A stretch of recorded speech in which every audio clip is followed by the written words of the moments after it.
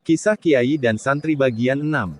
Gangguan-gangguan jin. Sebenarnya untuk menikah, pemuda seumuranku 23 tahun, menurutku juga belum matang, masih banyak yang harus digapai. Sebenarnya alasan itu ku buat-buat sendiri, kalau tak mau membohongi jawaban yang pas, jawabannya adalah aku takut memberi nafkah, akan ku kasih makan apa nanti istriku. Kerjaan tetap tak ada, kalau membanggakan sebagai pelukis tak cukuplah, rokok aja aku kadang harus ngelinting dari puntung.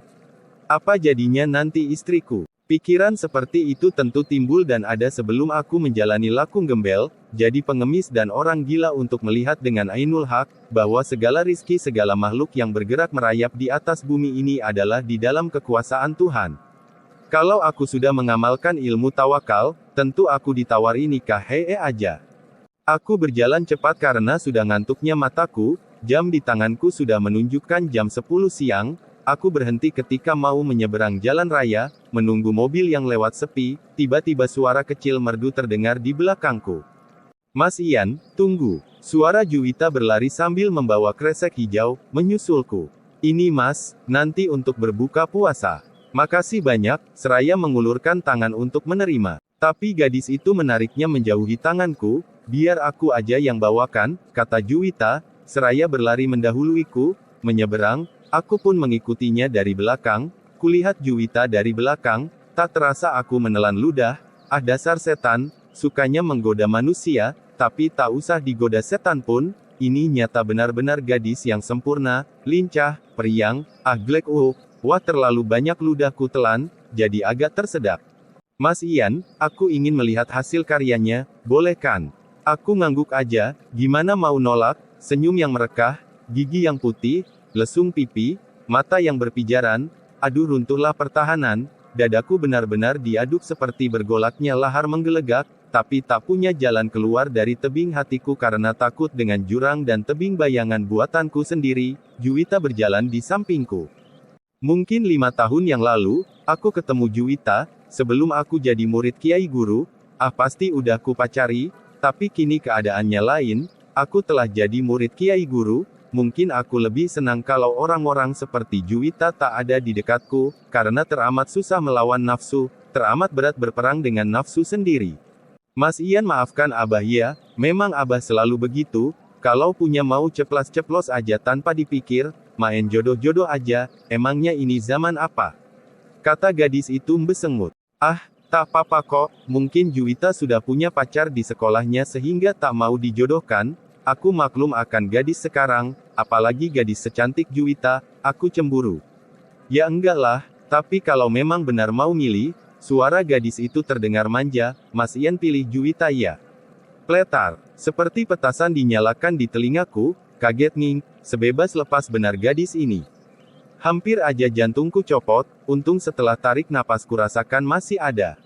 Untung Juwita tak lama ada di tempat kerjaku dan berkali-kali dia berdecak mengagumi lukisanku, aku senyum nyengir aja, sampai saat mau pulang, gadis itu tiba-tiba memencet hidung mancungku, kamu memang hebat, katanya gemes, perbuatannya yang mendadak itu sungguh mengagetkanku, tapi aku tak bisa menghindar. Sudahlah, kulihat ia berlari-lari kecil meninggalkanku, aku segera pergi tidur mengingat malam nanti aku harus kerja. Malamnya aku hanya kuat kerja sampai jam 1:30 dini hari, karena siang kurang istirahat, aku pun beranjak tidur, lampu kumatikan, tapi lampu penerangan di luar masih bisa menerobos masuk lewat lubang angin. Belum sampai 5 menit aku tertidur, kurasakan tubuhku lengket di keramik tak bisa digerakkan dan dari pintu musola nampak gadis-gadis berjalan, sekarang ini mereka ada 5 orang. Aku mencoba menggerakkan tubuh, tapi sia-sia. Aku benar-benar tiada daya, tak mampu melawan apa-apa, mereka memperkosaku habis-habisan, mereka ini apa? Aku tak mengerti, jika aku menangis, kemudian mengatakan aku diperkosa, pasti jadi bahan tertawaan. Maka besoknya aku pun memutuskan pulang ke pesantren, mau meminta solusi kepada Kiai Guru. Setelah pamit pada Pak Kosasi aku pun pulang. Sampai di pesantren Kiai Guru hanya tersenyum melihat aku yang loyo, gak apa-apa cuma jin-jin perempuan yang nakal, kata Kiai Guru, tapi Kiai Guru. Udah nanti ajak aja si Jauhari, sama si Majid, untuk menemani, kata Kiai Guru menghiburku. Besoknya aku berangkat lagi ke tempat Pak Kosasih. Hari itu aku tak langsung kerja, jadi malamnya aku disuruh istirahat dulu. Setelah ngobrol dengan Pak Kosasih sampai jam 12 malam, kami pun beranjak tidur berdampingan. Sekarang akan kulihat apa reaksi perempuan itu. Tentu kejadian yang menimpaku tak kuceritakan pada ketiga temanku. Rupanya kami bertiga mengalami hal yang berbeda-beda. Majid kakinya diangkat dan diputar-putar, sementara Jauhari dijatuhi anak kecil kira-kira umur 9 tahunan diduduki dadanya dan dipukul sampai wajahnya pada lebam, wajahnya yang hitam makin tambah hitam, sementara aku masih tetap diperkosa. Sebenarnya kedua temanku ini sudah takut, dan mengajak aku kembali ke pondok, tapi tanggung lukisanku tinggal sedikit, maka ku bujuk mereka untuk menemaniku semalam lagi, karena paginya saling bercerita jadi kami tahu kisah masing-masing. Entar malam aku yang tidur di tempat kamu aja mas, biar aku ngerasain bagaimana rasanya diperkosa, masak aku dibikin lebam kayak gini. Jauhari protes, dan ku iyakan aja. Maka setelah kerja, kami pun berangkat tidur, dengan perasaan tegang.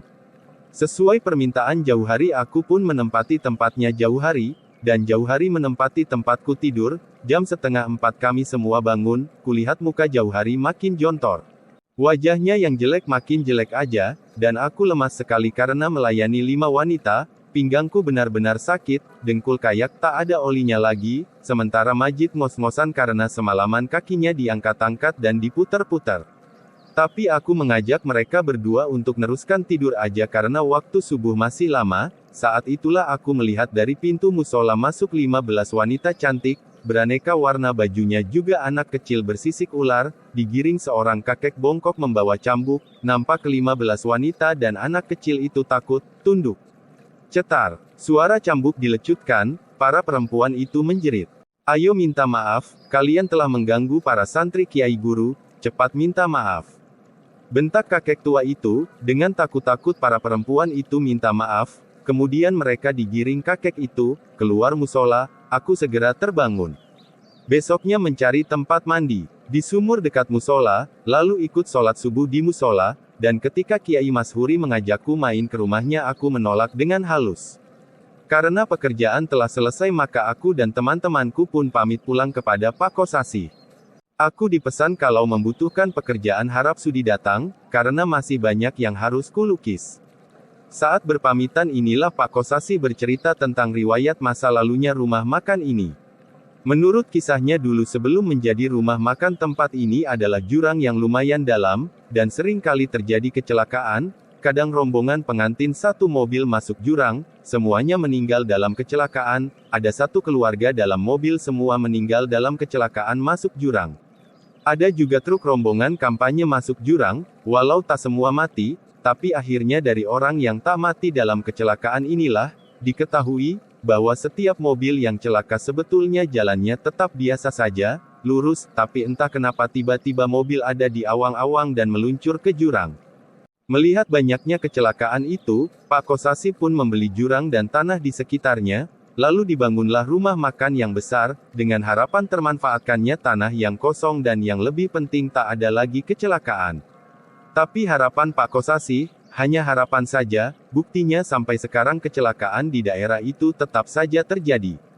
Entah berapa kali tembok pagar rumah makan itu diganti, karena ambrol diseruduk mobil yang mengalami kecelakaan.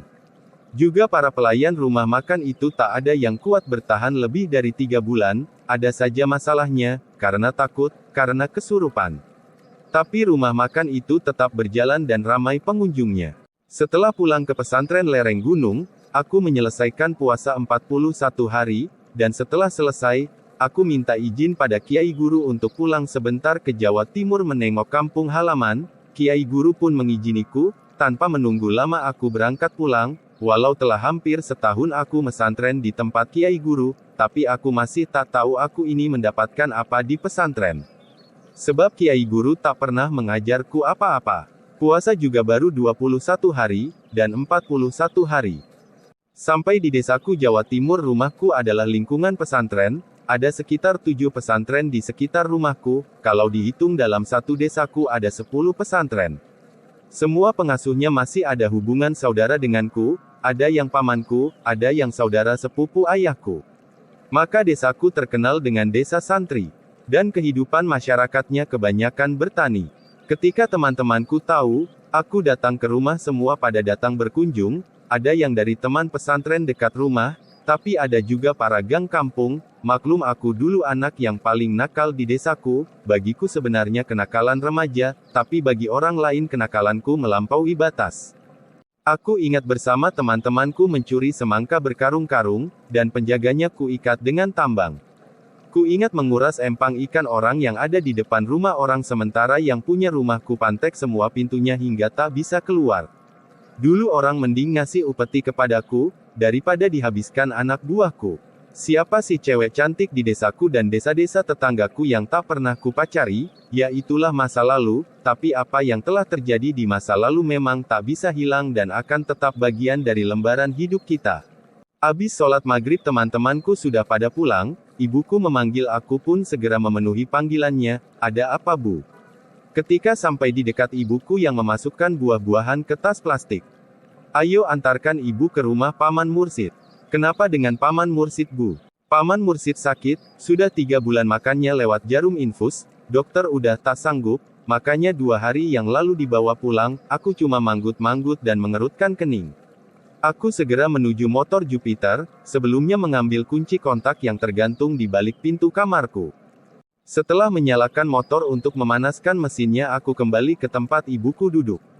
Sakitnya sebenarnya sakit apa tuh bu? Awalnya ya tak tahulah Nang, panggilan Nang adalah panggilan orang Jawa Timur kepada anak lelakinya, kalau masih kecil dipanggil Cong, kalau sudah gede dipanggil Nang. Paman Mursidmu itu ditemukan pingsan di pematang sawah dekat Damratan. Sejak itu ditemukan ya sampai sekarang ini tak pernah sadar, kasihan pamanmu juga istrinya Bibi Asiah, dia sudah kemana aja untuk mencarikan obat suaminya tapi tak mendapatkan hasil apa-apa. Apa dulu waktu ditemukan tak ada tanda gigitan ular, Bekne digigit ular, tanyaku heran. Tak ada tanda sakit apa-apa itulah yang aneh. Terus menurut pemeriksaan dokter sakit apa bu? Ah banyak kalau menurut dokter, ada komplikasi. Ah pokoknya banyak gitu sisi gak mudeng aku, mungkin juga karangan dokter, nyatanya pamanmu tak sembuh. Kalau dukun gimana? Udah banyak dukun didatangkan, syaratnya aneh-aneh, tapi semua percuma tak ada faedahnya, malah membuang-buang uang saja. Terus Paman Musin udah nyoba. Kiai-kiai udah dimintai syariat. Udah semua, Paman Musin juga tak sanggup, wah kalau gitu ya berat, kataku mengakhiri pertanyaan. Ku bonceng ibuku menuju rumah Paman Mursid, pelan-pelan aku jalankan motor, melewati jalanan Paping Blok, di dunia ini yang paling ku sayangi dan ku hormati adalah ibuku, bukan hanya karena hadis Nabi mengatakan derajat ibu lebih mulia daripada ayah. Tapi karena ibu adalah orang yang sayang dan paling pengertian kepadaku, dulu saat aku masih nakal-nakalnya ibuku tak pernah menyalahkanku, tak pernah melarangku, malah kalau aku mau pergi nonton konser musik, ibukulah yang memasangkan anting di telingaku, yang menyisirkan rambut panjangku. Soal cewek ibu selalu memesanku, punya cewek banyak tak masalah, karena memang aku dulu punya pacar tak pernah kurang dari 10, tapi kata ibuku, jangan mencemarkan nama orang tua, jangan sampai kau menghamili wanita, yang bukan istrimu, ibumu juga wanita. Ah ibu memang bijaksana, sampailah motorku di depan rumah Paman Mursid, setelah mengucap salam, kami segera masuk. Nampak di dalam juga banyak orang, dengan para lelaki aku segera bersalaman, ternyata juga banyak tukang suwuk mungkin di tempat lain disebut dukun, tapi di daerahku disebut tukang suwuk, Red, ada Kang Nur. Aku sebenarnya lebih mengenal orang ini adalah pelatih pencaksilat, aku ingat waktu kecil orang ini suka menunjukkan keterampilannya, berjalan di atas pedang, bergulingan di atas duri salak, makan pecahan kaca dan melengkungkan besi menggunakan lehernya, di saat keramaian 17-an Agustus. Lalu yang ku salami yang kedua adalah Kang Wiji, orang ini sering dimintai oleh pemuda desa ilmu-ilmu pukulan, seperti lebur sekti, lembu sekilan dan lain-lain. Yang ku salami ketiga adalah pamanku, adik sepupu dari ayahku, namanya Musin. Dia terkenal di daerahku sebagai orang yang menyembuhkan penyakit karena kerasukan jin, kesurupan, serta suka memagar rumah, mengambil wesi aji, yang lain adalah orang biasa. Aku juga menyalami Muhammad anak terbesar dari pamanku Mursid. Setelah menyalami aku pun mencari tempat duduk yang nyaman. Memang setelah melihat keadaan Paman Mursid, sungguh orang siapa saja melihat pasti akan kasihan karena memang keadaannya sangat memprihatinkan. Wajahnya kelihatan tua, padahal umurnya tak lebih dari 50 tahun tapi wajah Paman Mursid seperti ketarik ke dalam, pipinya seperti masuk ke dalam, rongga matanya juga menjorok ke dalam, sampai seperti kubangan hitam, lehernya mengecil, seakan-akan mengkeret. Semua tulang iganya menonjok keluar, kulihat wajah Paman Mursid seperti menahan penderitaan yang tak tertahan. Karena tubuh Paman Mursid tak berbaju mungkin syarat dari dukun, karena banyak kembang aneka warna di sekitar tubuhnya, jadi aku bisa melihat perutnya. Oh, ada gumpalan dalam perut sebesar kepalan tangan, aku tak berani bertanya, apa itu? Tiba-tiba tubuh Paman Mursid mengejang-ngejang, semua orang ribut. Bibi Asiah menangis karena melihat suaminya seperti merasa sakit yang amat dahsyat. Para tukang suwuk pun berupaya menolong dengan segala daya, ada yang mengeluarkan jurus, ada yang meniup-niup, ada yang menyiprat-nyipratkan air, suasana tegang sekali, dan aku tetap duduk di kursi, melihat dari jauh. Oh, nampak olehku gumpalan di perut Paman Mursid hidup dan bergerak ke sana kemari. Paman Mursid melenguh-lenguh kakinya menjejak-jejak tapi tubuhnya tetap di tempat.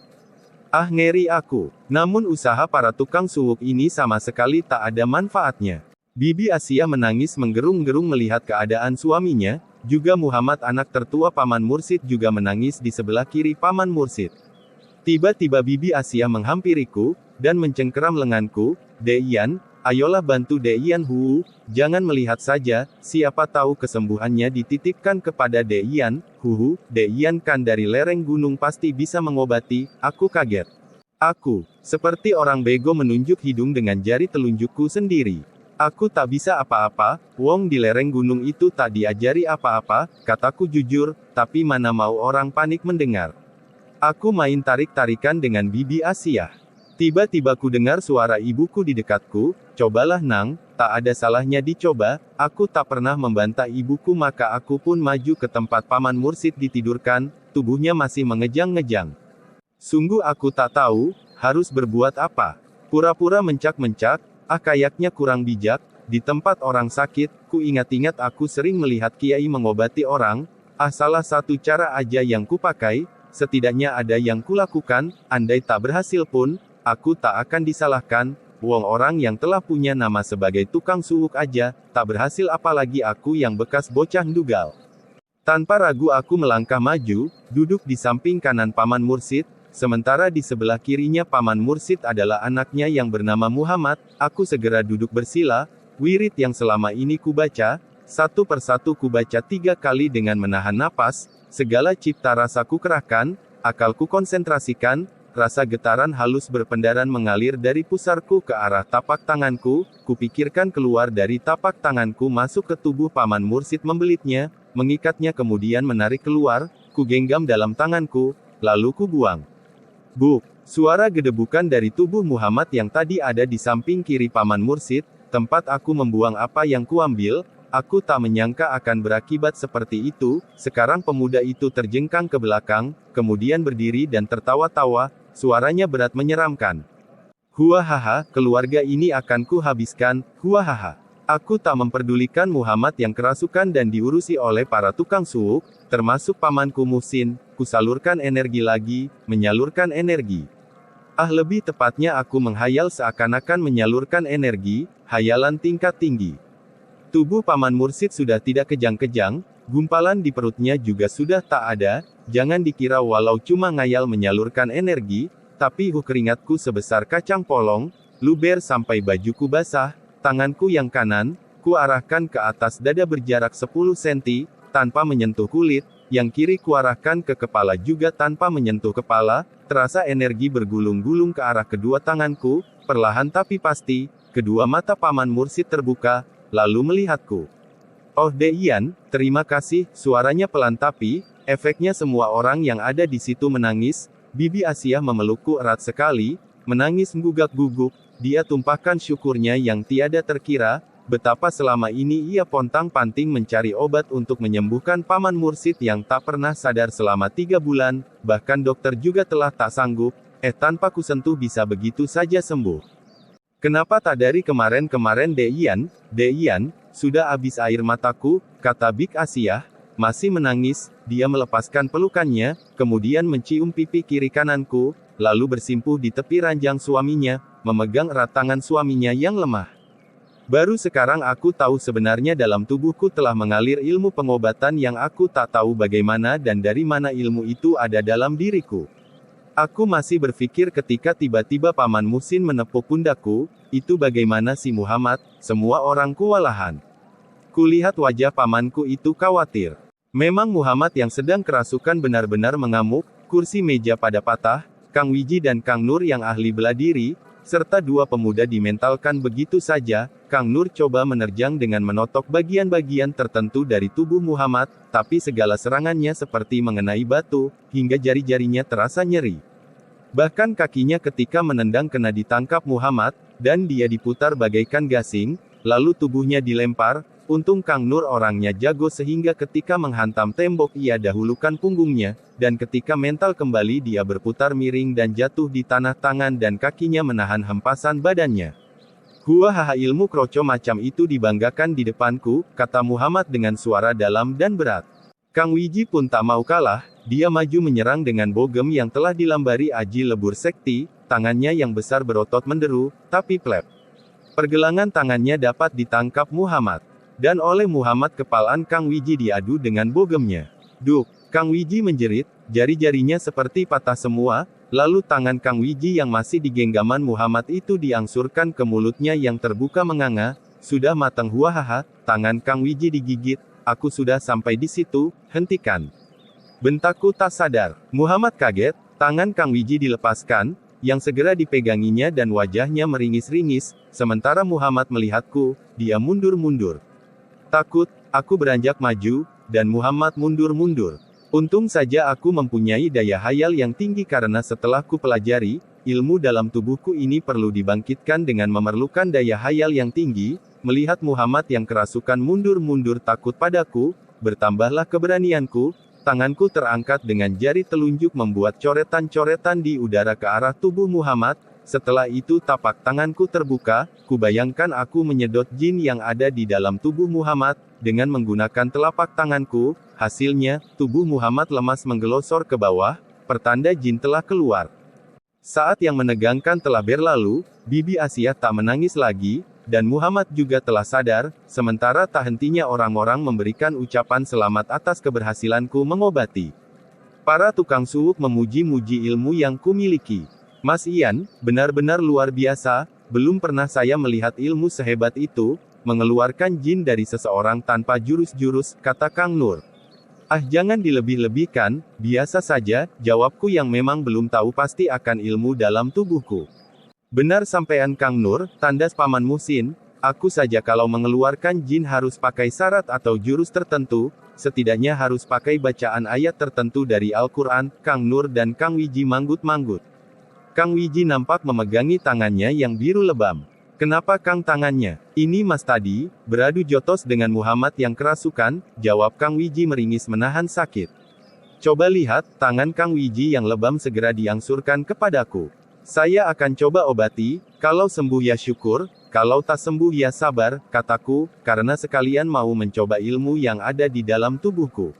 Kusuruh Kang Wiji meletakkan tangannya yang lebam membiru di atas tapak tangan kiriku yang terbuka, lalu tapak tangan kananku kutaruh di atas tangan Kang Wiji, berjarak 10 sentian, kubayangkan tenaga mengalir dari pusarku hangat bergulung berkumpul di tapak tanganku, menyerbu masuk ke tangan Kang Wiji mengangkut segala sakit derita, nyeri terangkat seperti udara hitam berkumpul terangkat dan ku tangkap di tapak tanganku, kemudian ku buang. Sudah. Kataku, sambil melepaskan penahanan napasku, semua mata yang memandang pun ikut bernapas lega, yang saat aku mengobati Kang Wiji semua menatap tegang. Bagaimana Kang rasanya? Tanyaku yang tak yakin akan ilmuku sendiri. Kang Wiji menggenggam lalu membentangkan jarinya, dilakukan berulang-ulang, sudah enak, tak sakit lagi, katanya girang. Ah yang benar Kang, kata Kang Nur tak percaya. Tadi apa yang kau rasakan, saat diobati? Seperti banyak semut yang masuk ke dalam tubuhku, lalu seperti ada yang terbetot keluar dari tanganku. Wah, makasih banyak Mas Febri. Kata Kang Wiji haru. Malam itu aku benar-benar tak habis-habisnya dipuji, besoknya jadi pembicaraan di setiap mulut, sekaligus menambah keyakinanku akan ilmu pengobatan dari Kiai Guru. Dan di malam aku mengobati itu, dalam tidurku tiba-tiba aku mendengar ledakan teramat keras membahana. Aku kaget dan terbangun. Betapa terkejutku, karena kamarku penuh asap. Dan ternit kamarku jebol. Yang lebih menakutkanku apa yang kulihat. Kulihat tubuh yang teramat besar dalam kamarku. Aku beringsut mundur, melihat penampakan yang memiriskan hati, tubuh yang tinggi besar sampai kepalanya tembus ke internetku, padahal ternit dalam kamarku tingginya 4 meter dari tanah. Kau siapa? Tanyaku gemetar. Ampun Tuan, mohon saya dilepaskan dari belenggu ini Tuan. Kata suara makhluk besar itu memelas, mengiba-iba. Baru kuperhatikan tubuh makhluk besar itu terbelit-belit rantai yang hampir membungkus tubuhnya. Hei, siapa yang membelenggumu? Tanyaku keheranan. Oh kenapa Tuan lupa? Bukankah Tuan yang membelengguku? Huhu, tolong Tuan lepaskan saya, ampuni saya Tuan, huhu, kata makhluk itu menangis. Hus cengeng, masak begitu saja nangis, aku mulai berani. Tapi Tuan, kalau belenggu ini tak dilepas, saya akan sengsara seumur-umur, huhu, bagaimana kalau saya makan, bagaimana saya buang air besar, huhu, bagaimana aku pipis. Tak ada yang memegangi, pasti kencingnya kemana-mana, huhu, nanti dulu, aku mau melepaskanmu, tapi kau tunjukkan dulu asalmu dan kenapa sampai di tubuh Paman Mursid, awas jangan bohong, udah jangan nangis. Jadi jin cengeng amat sih, kataku agak jengkel juga karena jin itu nangis hahaha. Tuan, aku ini adalah jin penghuni Telogowungu, daerah Jawa Timur, aku sampai di tubuh Mursid karena aku dikirim orang. Dikirim lewat pos, atau paket kilat? Ya enggak lah, masak jin dikirim lewat pos lalu jin itu menceritakan tentang siapa yang mengirimkan dan karena masalah apa. Aku pun melepaskan rantai yang membelit tubuh jin, dengan menjulurkan tanganku, dan bilang, lepas, maka rantai yang membelenggu jin itu pun hilang, entah kemana, setelah belenggunya tak ada, tiba-tiba jin itu menggelosor bersimpuh di depanku. Aku kaget tapi ingin ketawa juga, karena melihat ukuran jin itu duduk aku masih sepinggangnya kalau berdiri, yang membuat aku pengen ketawa karena wajahnya yang tak menyeramkan dan lucu. Mata jin itu bulat besar, mengerjap-erjap, kepalanya gundul, tapi bekas cukurannya kurang bersih, hidungnya bengol, dan bibirnya tebal sekali, seperti bibir keledai. Hei kenapa kau belum pergi? Tanyaku heran, apakah Tuan tak ingin menjadikanku pelayan? Ah pelayan apa? Aku tak biasa dilayani, aku biasa nyuci baju sendiri, bukan itu maksudku Tuan, tapi kalau Tuan mau aku bisa mengambilkan nasi gandul dari Jawa Timur, enak loh Tuan. Ah apa enaknya nasi gandul tak usah promosi, lagian aku tak punya kerjaan tetap, takkan sanggup membayarmu, udah sana pergi. Baiklah Tuan, kalau begitu aku mohon diri. Tunggu dulu, betulkan dulu ternitku yang kau jebolkan. Baik Tuan, lalu jin itu menjentikkan tangan dan ternitku kembali seperti semula. Begitulah, setelah kejadian aku menyembuhkan Paman Mursid, aku makin dikenal dan tiap hari ada saja yang datang dari anak yang rewel, orang sakit gigi, sakit kepala, penyakit dalam, penyakit luar, semua datang minta diobati, juga aku sering diajak lemusin untuk menolong orang yang kerasukan jin. Namun aku sudah janji kepada Kiai Guru bahwa aku hanya di rumah 2 bulan, aku sudah kangen pada Kiai Guru dan kedamaian pondok lereng gunung. Apalagi setelah mengalami suatu kejadian yang membuatku amat merasa betapa masih dangkalnya ilmu yang kumiliki. Yan, suara lemusin memanggilku, ketika ku utak-atik internet, melihat pesan di emailku. Ada apa Le? Nanti sore temani aku ke Kalitidu Jawa Timur ya. Mau apa Le? Mau nyambangi saudara apa? Ah, biasa ada orang minta tolong, keluarganya ada yang kesurupan, aku mantuk aja. Dan selepas asyar, aku dan Le Muhsin pun pergi ke Jawa Timur. Perjalanan ke Kalitidu dari rumahku hanya memakan waktu 2,5 jam, yaitu dari rumahku, naik angkot, kemudian ganti bus jurusan ke Jawa Timur, terus naik mobil ke Kalitidu. Ini kalau lewat utara, sebenarnya melewati selatan lebih dekat, yaitu dari rumahku ke Cepu, Batoan lalu nyebrang, sampai deh, cuma akan makan waktu lebih lama, karena dari rumahku ke Cepu jarang ada kendaraan, mungkin seharian menunggu belum tentu ada kendaraan. Jadi untuk lebih gampangnya harus lewat Jawa Timur, walau jalannya muter, tapi kendaraan selalu ada. Sampai di rumah yang kami tuju, hari sudah sore tapi matahari masih enggan ke peraduan, suasana amat sepi, kami mengucap salam, berulang kali, baru muncul seorang lelaki setengah tua. Peci kain bundar bermotif kotak-kotak kain sarung ada bertengger di kepalanya. Wajah lelaki itu sedikit murung. Namun ketika berhadapan dengan Le Muhsin dia langsung tersenyum. "Oh Le Muhsin, mari-mari, silahkan dienak-enakan dulu." Setelah menerima kami berdua dengan ramah maka lelaki itu pergi ke dalam, menyuruh istrinya mengambilkan minuman dan makanan ala kadarnya. Setelah itu kedua suami istri itu pun mengobrol dengan kami. Saat berkenalan denganku lelaki itu bernama Pak Soleh. Dan istrinya bernama Hamidah, karena istrinya adalah orang sedesaku maka mengenal Le Muhsin. Kemudian tahu Le Muhsin biasa menyembuhkan orang yang kerasukan jin, jadi Le Muhsin dipanggil. "Awal-awalnya gimana tuh Di, kok si Marjuki itu bisa berpenyakit seperti itu?" Pak Soleh pun bercerita, "Benar Ki kamu mau mesantren?" Tanya Pak Soleh suatu malam kepada Marjuki yang sedang makan. "Benar Pak aku sudah jenuh di rumah terus, tak ada perkembangan," jawab Marjuki sambil mengunyah nasi di mulutnya. "Mondok itu berat loh, kalau kamu bangkong di rumah bapakmu ini tak ngapa-ngapain kamu, tapi kalau kamu bangkong tak mau subuhan, bisa dipecuti sama kiainya, kalau kamu melanggar peraturan pondok kamu akan diberi hukuman, apa kamu siap?" "Tirakat di pondok, pokoknya aku siap Pak Lalu kamu mau mesantren di mana?" "Bagaimana kalau di Tegalrejo, Jawa Timur, Pak Di mana saja tak masalah kalau memang kamu siap." Marjuki adalah anak tunggalnya Pak Soleh. Sifatnya ceria dan rajin bekerja, kadang membantu orang tuanya di sawah, kadang juga bekerja di tempat orang lain. Pekerjaan apa saja, Marjuki siap melakukan asalkan halal. Umur Marjuki telah menginjak 19 tahun. Akhir-akhir ini Marjuki merasa kesepian, sebab teman-temannya yang selama ini menemaninya nyangkruk telah pergi semua, mencari pengalaman hidup. Ada yang mesantren, ada juga yang pergi merantau ke Jakarta, ada yang ke Malaysia, bahkan ada yang ke Saudi Arabia. Marjuki bingung mau kemana. Tapi setelah berpikir, maka Marjuki memutuskan mesantren saja, maka dia pun bercerita pada ibunya supaya keinginannya disampaikan pada ayahnya. Dan terjadilah dialog malam itu. Sekarang dia telah pergi ke Jawa Timur. Setahun di pesantren, Marjuki pulang keadaannya telah berubah. Dulu dia periang dan giat bekerja, kini sering kelihatan diam dan amat malas, bahkan dia suka pergi menyepi di kuburan-kuburan, dan melakukan puasa yang aneh-aneh, bahkan kamarnya dicat warna hitam. Pak Soleh melihat hal yang seperti itu, mau menegur, tapi takut Marjuki marah. Tak jarang karena kesalahan sedikit saja, Marjuki marah membanting piring. Ternyata Marjuki telah terseret mempelajari ilmu sesat, yang berhubungan dengan Nyai Roro Kidul. Setelah beberapa hari, Marjuki tak keluar kamar, tidak makan, tidak melakukan aktivitas apa-apa. Dari dalam kamarnya bau menyan Jawa.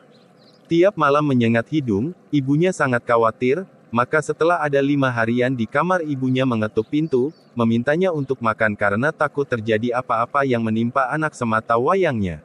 Setelah lama mengetuk, terdengarlah lenguhan dari kamar, dan pintu terbuka. Terkejutlah perempuan itu, melihat Marjuki yang tak seperti anaknya. Mata Marjuki semerah darah, di lingkar matanya warna hitam angker, hidungnya mendengus-dengus, dari mulutnya keluar air liur yang membanjir.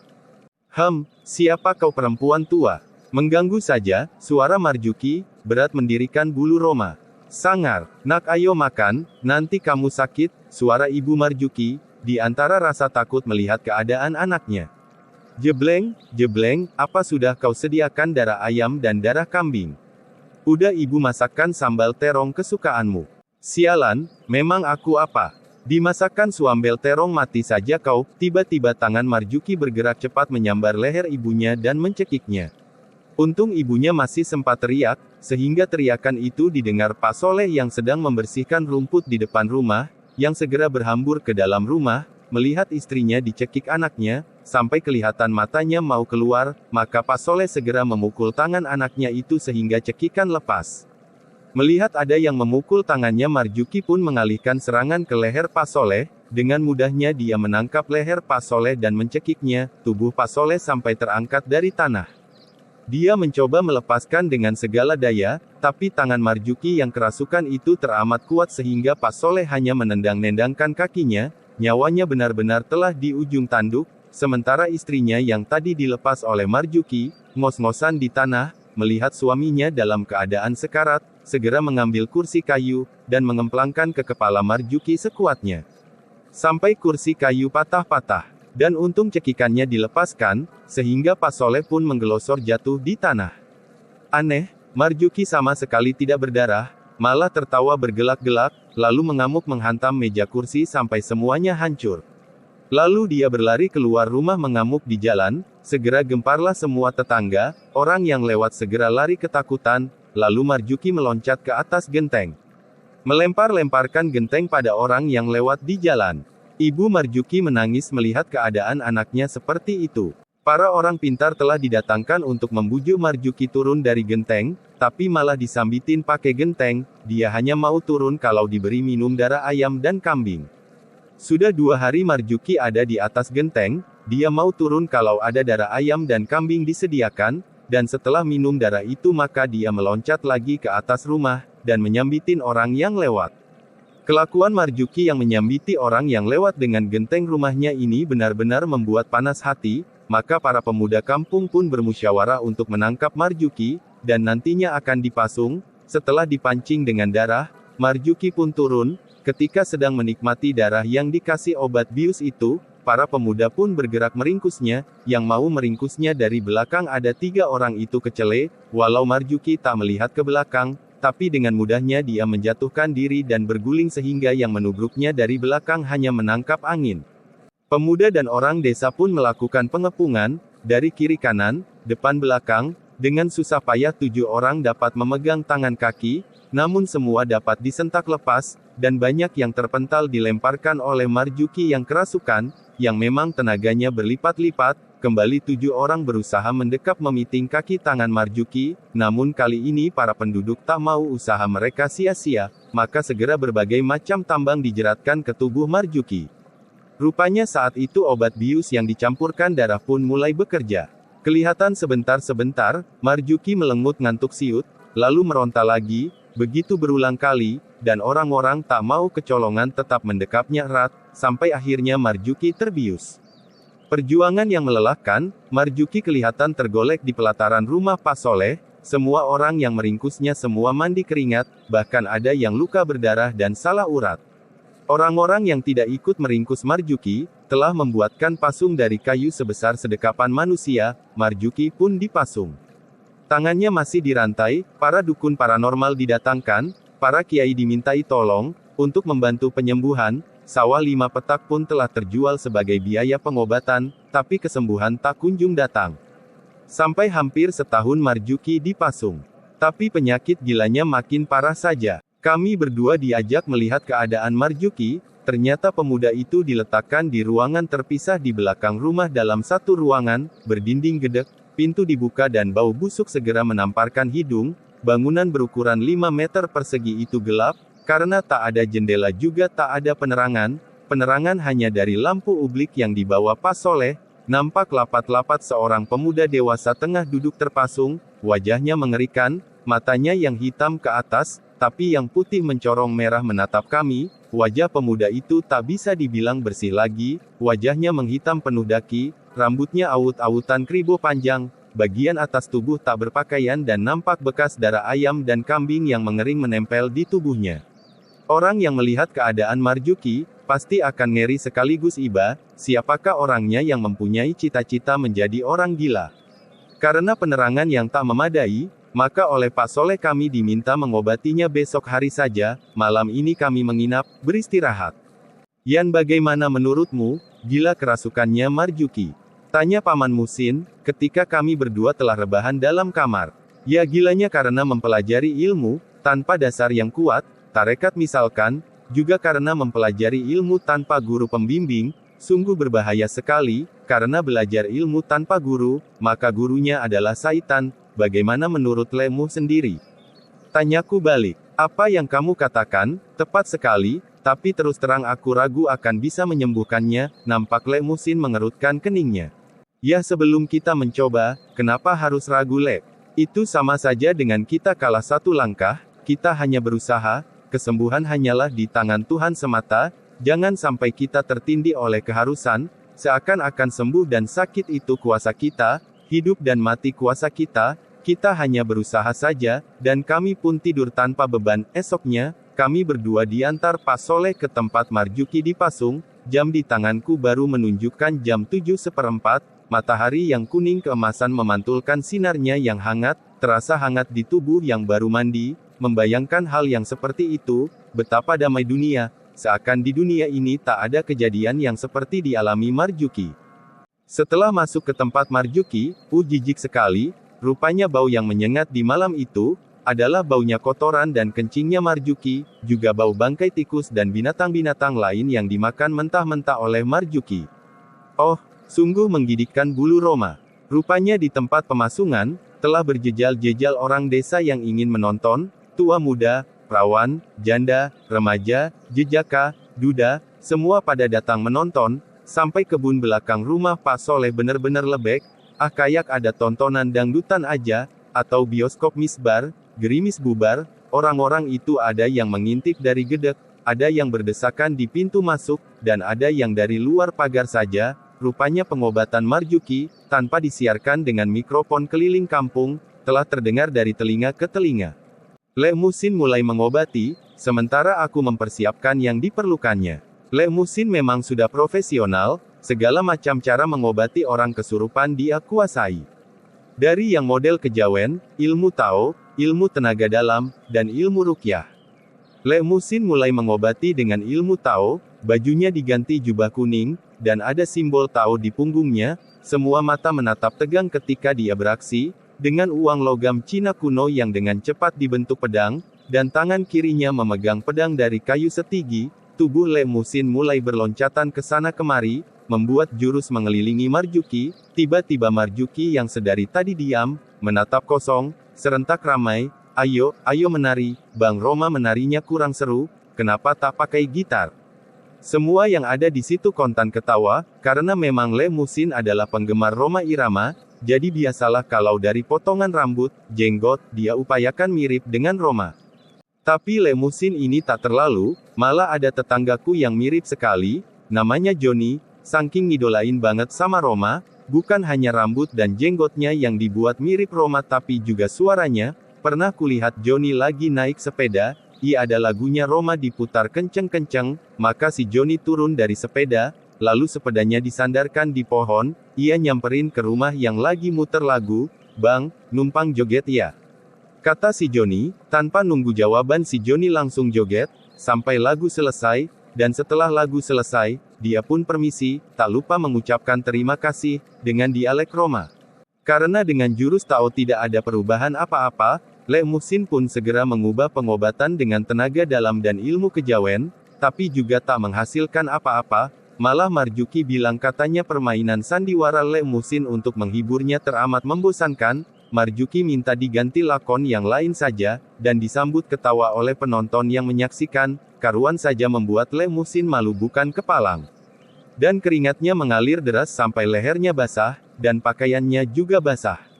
Seperti orang yang habis nyangkul di sawah, aku memahami perasaan Lek Musin. Kali ini Lek Musin mengobati dengan ruqyah, membaca ayat-ayat Al-Quran, ayat satu digabungkan dengan ayat yang lain, tapi pengobatan ruqyah ini rupanya juga tak begitu ada hasilnya, Marjuki malah siat-siut mengantuk, ayat-ayat Al-Quran itu seperti menina bobokannya, melihat gelagat yang tak baik ini, aku segera ikut membantu, seluruh wirid yang biasa kubaca dalam hati 3 kali, sambil menahan napas. Serasa hawa aneh mengalir bergeletaran dari pusarku, kusalurkan ke tanganku kuarahkan ke tubuh Marjuki, kubayangkan tubuh jin yang ada di tubuh Marjuki terlingkupi dan berusaha kusedot ke tanganku, tiba-tiba tubuh Marjuki yang siat-siut ngantuk itu membuka matanya, liar dan krimping, kretek-kriet, Marjuki berdiri tegak, kayu yang dipakai memasungnya sebesar dekapan manusia itu berderak membalik. Hah? Siapa yang mencoba menarikku keluar dari tubuh ini? HRRR.BRR, bedebah, belum tahu siapa aku. Aku iki panglimane Nyai Roro Kidul, ayo sopo pengen adu ilmu, Huahaha, aku grogi juga mendengar yang masuk ke tubuh Marjuki adalah anak buah Ratu Pantai Selatan, keringatku pun mulai keluar, aku segera meminta tikar kepada Pak Soleh, sementara keadaan semakin menegangkan. Sementara Le Musin rupanya juga takut, dia mencengkeram lenganku. Bagaimana ini Yan? Tenang Le, aku akan berusaha, nanti bantu wirid basmalah sebanyak-banyaknya, kataku, sambil melihat wajah Le Musin yang ketakutan. Setelah Pak Soleh datang membawa tikar, aku pun menggelar tikar di tempat yang bersih, mengingat lawan yang berat, aku pun berinisiatif membaca Fatihah kepada Nabi dan silsilah tarekat Qadiriyah Nahsabandiyah, sampai ke Kiai guruku. Sementara Marjuki masih ketawa sesumbar. Tiba-tiba salah seorang penonton, seorang setengah baya kesurupan, dan maju ke depan ke arah Marjuki yang masih tertawa bergelak, mendadak saja tertawa Marjuki berhenti, aku masih membaca wirid, dengan husyuk, tak urung suara orang yang kesurupan itu terdengar di telingaku. Suara itu suara Kiai Guru, aku pun membuka mata, nampak orang yang kesurupan itu petentang-petenteng, di depan Marjuki yang tertunduk, takut-takut. Kau tahu siapa aku? Suara Kiai Guru berwibawa. Ampunkan saya tahu Tuan Kiai Guru, suara Marjuki dengan nada takut. Lalu kalau kau tahu siapa aku kenapa tak cepat keluar, apa aku sendiri yang akan mencabutmu, dan menjadikanmu debu? Suara Kiai Guru membentak. Tiba-tiba tubuh Marjuki lemas, dan menggelosor ke tanah. Kiai Guru yang ada di tubuh orang lain itu segera mengusap tubuh Marjuki yang segera sadar, dan memanggil ayah ibunya. Sementara Kiai Guru mendekatiku dan membisiki telingaku. Kalau mau kembali ke pondok, kalau sakit biar sembuh dulu, lalu orang desa yang kerasukan itu sadar. Lelaki yang sebelumnya dipinjam wadaknya oleh Kiai Guru itu tak mengerti dengan apa yang terjadi, hari itu Marjuki benar-benar telah sembuh, dan segera dimandikan, aku dan Le Musin pun mohon diri. Setelah mengalami pengalaman di Jawa Timur, aku pun memutuskan untuk kembali ke pesantren, setelah selang 2 hari di rumah aku pun memutuskan kembali ke pesantren. Maka aku mempersiapkan segala sesuatunya, karena besok siang aku pergi dengan bas malam jurusan Kampung Rambutan, tapi malam harinya tiba-tiba tubuhku terserang demam teramat tinggi, batuk, kepala pening, dada ampek, perut senep. Dan nafasku sesak sekali, sampai kalau aku menarik napas akan terdengar suara ngiik, ngiik, suaranya seperti sempritan atau sumur pompa, yang jelas aku merasa tersiksa dan seakan aku telah dekat kepada mati, bahkan ketika aku bangun dan mau keluar kamar, tubuhku begitu saja terbanting ke belakang, dan tanganku yang mencoba menahani tertindih punggungku sendiri, dan salah urat, makin lengkaplah penderitaanku. Aku ingat kata-kata Kiai Guru waktu di Jawa Timur, kalau aku sakit, keberangkatan ke pondok ditunda dulu. Rupanya Kiai Guru memperingatkanku. Dan kini, aku tergeletak begitu saja. Tiada daya, dokter dipanggil untuk mengobatiku, aku disuntik dan diberi obat yang banyak sekali macamnya, tapi tak membuatku sembuh. Tanganku juga dibawa ke dukun pijat tapi, sama saja masih salah urat, aku belum pernah mengalami penyakit separah ini, paling-paling biasanya pusing, atau sesak napas, karena terlalu banyak cat yang kuhirup, karena melukis air brus, ya cat yang partikelnya teramat kecil tetap saja masuk ke hidungku, dan melekat di rongga hidung dan rongga mulutku, sehingga kalau meludah akan serwarna dengan cat yang kusemprotkan, dan hidungku kaku karena terlalu banyak cat yang menempel. Tapi sekarang penyakit ini lain, kalau mau wudhu aja kakiku gemetaran, dan tangan harus berpegangan, ketika ibuku menangis di sampingku, "Bu, jangan menangis," kataku yang lemah tidur tak berdaya, "kalau Tuhan memang telah memanggilku, nanti tolong pada Hani, pintakan maaf, aku tak bisa menikahinya, katakan pada dia, supaya mencari lelaki yang lebih baik dariku." Aku nyerocos tak karuan menyebut semua bekas pacarku, yang telah ku kecewakan, seakan aku ini terlampau banyak dosa, telah menyia-nyiakan banyak wanita, tak mensyukuri atas ketampananku, tak mensyukuri kelebihan-kelebihan yang telah Tuhan berikan padaku, kalau dokter dipanggil berkali-kali tapi tak ada perubahan pada penyakitku, semua makanan yang kutelan, kumuntahkan kembali, lalu siapa lagi yang kuharapkan mengobatiku? Kalau orang lain sakit, begitu mudahnya aku memberi solusi, tapi ketika aku sendiri yang sakit, memang berat kalau kita mengalami sendiri, seperti teman yang sakit gigi, lalu kita melihat, sakit gigi gitu saja merengek-rengek, Setelah kita yang sakit gigi, maka kita mengadu lebih dari teman kita, keadaanku makin kritis, aku sudah sering mengigau, mataku membalik, tinggal kelihatan putihnya saja, ibuku tiap hari menungguiku dengan sabar, mengompresku, tidur di sampingku, ku dengar ayahku marah-marah, ini karena sering bermain dengan jin, jadi dapat balasannya, mungkin anaknya jin yang ia tawan atau bunuh, telah membalasnya. Ya begitulah ayahku, selalu menyalahkanku, seakan aku berdiri salah, duduk juga salah, bahkan aku mungkin setahun ngomong dengan ayahku bisa dihitung dengan jari, tapi memang harus begitu. Satu sisi ada yang selalu menyayangiku yaitu ibuku, juga ada yang selalu ada yang menyalahkanku yaitu ayahku, jadi aku ada kendali kadang melaju, kadang juga berhenti, jadi tak manja. Walau ayahku selalu bersikap seperti itu, aku tetap mencintainya, karena tak ada ayah yang ingin anaknya sengsara, jadi maksud ayahku itu demi kebaikanku juga. Malam telah larut, mungkin saat itu jam 2 dini hari, aku mendengar ada suara memanggilku, menyuruhku bangun, dan kubuka mata, kulirik ibuku masih tidur miring di sebelahku. Lalu siapa yang tadi membangunkanku? Aku mau memejamkan mata lagi, terdengar jelas di sampingku. Ian, bangun Ngger. Karena suara itu kudengar di samping kiriku, aku pun membuka mata, dan mencoba menengok orang itu dengan leher yang sakit, ngilu, aku heran ada lelaki teramat tua duduk di sampingku, tersenyum, dan senyumnya terasa mendamaikanku. Wajah lelaki itu lembut seperti bayi, dan ada cahaya kuning tipis menyelimuti, sejuk dipandang seperti matahari mau tenggelam. Juga memancarkan wibawa yang menyilaukan, alis orang tua itu tebal melengkung indah, kedua matanya bening lembut memandangku, seakan-akan menembus sampai dasar hatiku. Hidungnya mancung, seperti hidung orang-orang Arab, kumis dan jenggotnya tebal memutih, namun terawat rapi, ikat kepalanya seperti gambar di wali-wali Songo. Berwarna putih juga bajunya berwarna putih. Siapakah Tuan? Tanyaku. Apakah Tuan yang akan mencabut nyawaku? Baiklah aku sudah siap, lalu ku pejamkan mata dan melafadzkan 2 kalimat syahadah. Anak baik, aku bukan malaikat yang akan mencabut nyawamu, Allah mencintai orang-orang yang bertaubat, kata lelaki itu lemah lembut. Lalu siapakah Tuan ini? Tanyaku, kembali membuka mata. Ngger, aku Abdul Qadir.